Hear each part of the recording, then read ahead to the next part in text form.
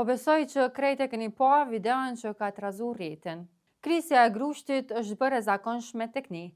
Kjo nuk përbën ndonjë lajm të madh, por këtë herë ka dallim, pasi që në atë video bën pjesë deputeti i LDK-s, Armend Zemaj. Ne si popull njihemi që jemi temperament, nxehemi shpejt, por a është Armend Zemaj me reagu në atë mënyrë? Hajde të shohim se çka ka ndodhur. Deputeti Zemaj, gjatë kohës që po realizonte një intervistë në një nga mediumet vendore, u provokua nga një kalimtar raste, duke e quajtur Renc. Kujt po i thu Renc?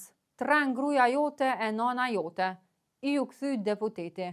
Kjo bëri që në sheshin Ibrahim Rugova të kriste grushte. Pas kësaj, natyrisht, pas intervistimit nga policia, të dy palët dolën me verzionin e tyre. Zemaj kërkoi falje publikisht. Edhe Lidhja Demokratike e Kosovës, përmes një komunikate, e shfaqsoi Zemajn për veprimin. LDK pretendon se Zemaj është ofenduar dhe provokuar verbalisht, por edhe është përballur me sulm fizik ndaj tij. Edhe bashkëpartiaku i tij, Anton Çuni, mbështet publikisht Zemajn. Ai tha se është me fat që ka një bashkëpunëtor si Armend Zemaj.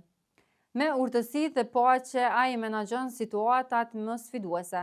Karakteri i tij, fisnik dhe fryma bashkëpunuese e bëjnë atë një antar të çmuar të ekipit, tha Anton Çuni për Zemajn.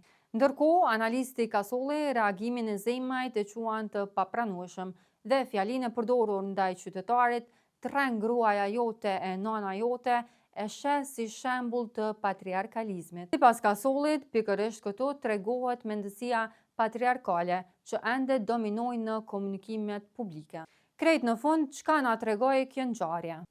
Situata mes Zemajt dhe qytetarit është një shembull domethënës i mënyrës se si komunikimi publik në hapësirën tonë shpesh degradohet në ofendime personale dhe gjuhë të ulët.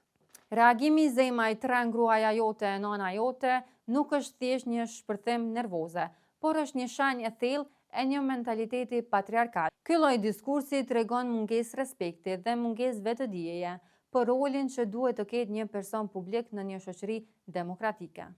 Kur një përfaqësues i pushtetit reagon në këtë mënyrë, ai jo vetëm që humb autoritetin moral, por e riprodhon një kulturë komunikimi që nxit përçarje, dhunë verbale dhe përjashtim gjinor.